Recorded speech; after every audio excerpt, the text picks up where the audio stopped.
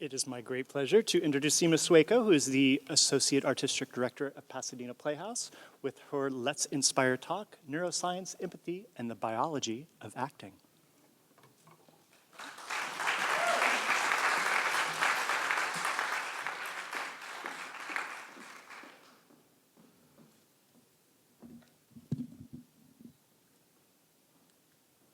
All right.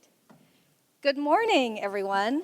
My name is Seema Sueko, and I serve as the Associate Artistic Director of the Pasadena Playhouse. And I thank you, Terrence, for inviting me to be a provocateur today.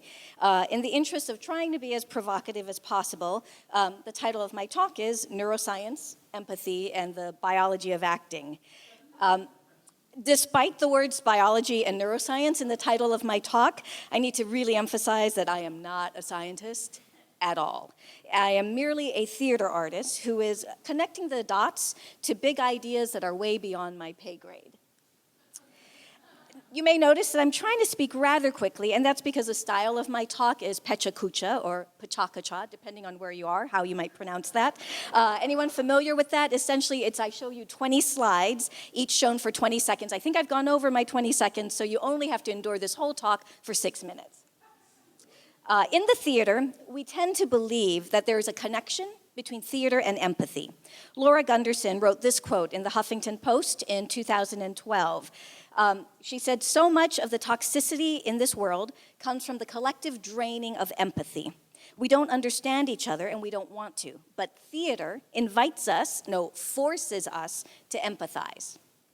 And then Oscar Eustis, whose name was evoked earlier, said, "Theater and democracy were invented in the same place and in the same decade. When two actors on stage talk to each other, at that moment, a different emotion is demanded from the audience. It's the emotion of empathy." And I'm sure we've all heard anecdotal stories and experiences of our own audiences expressing an empathic experience that they've had at our theaters. I felt what the character felt. I got sucked into the story. All these wonderful things that they say to us as they leave our theaters. So the question is raised, does theater build empathy? And the other question is this even an important question? I believe it is. We live in a very polarized nation. Where we tend to dig in our heels rather than see something from someone else's perspective. Perhaps our empathy skills as a nation have deteriorated. So if, in fact, theater does build empathy, does this not add another tool in our advocacy toolbox that every child should have theater in their schools to become good, empathic humans? So, how would we research this? One idea is to track an actor's activity, brain activity, from first rehearsal through final performance.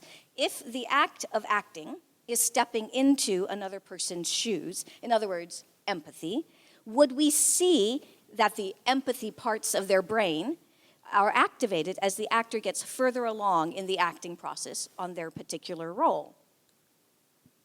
Over the past year, I've had some conversations with neuroscientists about how they measure brain activity. And I don't pretend to understand any of this. But there are many different technologies, and every day these technologies are improved upon, from fMRIs to EEGs to PET scans, etc. And you may recall that in April 2013, President Obama announced the BRAIN Initiative, also referred to as the Brain Activity Map Project, with the goal of mapping the activity of every neuron in the human brain. As specialists in human behavior, shouldn't our theater field offer ourselves and our expertise up to support this endeavor? Scientists are already studying empathy, compassion, and the brain. This is a screenshot from the website for UCSD's Center for Empathy and Compassion. And then this is an article from the October 2012 in Science Daily about researchers at Mount Sinai School of Medicine in New York, for the first time showing that one area of the brain, called the anterior insular cortex, is the activity center of human empathy, whereas other areas of the brain are not. There's already precedent for linking acting work with brain research. For nearly 20 years, Helga and Tony Noyce of Elmhurst College have been studying how acting skills can improve brain function in older people. They've documented that memory, comprehension, and problem-solving skills all improve in people who apply mental exercises used by actors.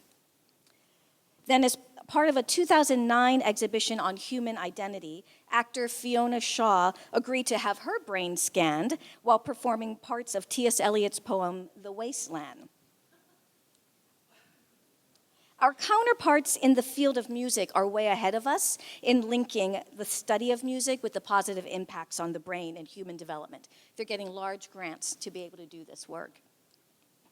And at the NEA, they've moderated a webinar in February 2014. Some of you may have watched this webinar about art and human development and the psychology of aesthetics, creativity, and the arts. Not quite biology and neuroscience, but a step in the direction. We have so many wonderful universities and colleges in the LA area. My hope and work over the next year will be to try to get to know the scientific community here and to find out who, if anyone, is studying empathy, compassion, and the brain. And can we, the theater community, make our rehearsal rooms and our processes and our expertise available to the scientists to explore these ideas together? So this is really a plea, a shot in the dark, to seek the innovative scientific brains who may want to partner with a theater artist. According to a comprehensive study from the University of Michigan, we care about others 40% less than people in the 1980s did, with the biggest drop-off in empathy occurring after the year 2000. Reasons for this drop in empathy is anyone's guess, but the increase in media, both social and mainstream, and violent video games have often been trotted out as the likely suspects, but who knows? So, can the theater community work with the science community to build empathy back in our nation and make the case for theater to be a vital component of all of our lives? Thank you.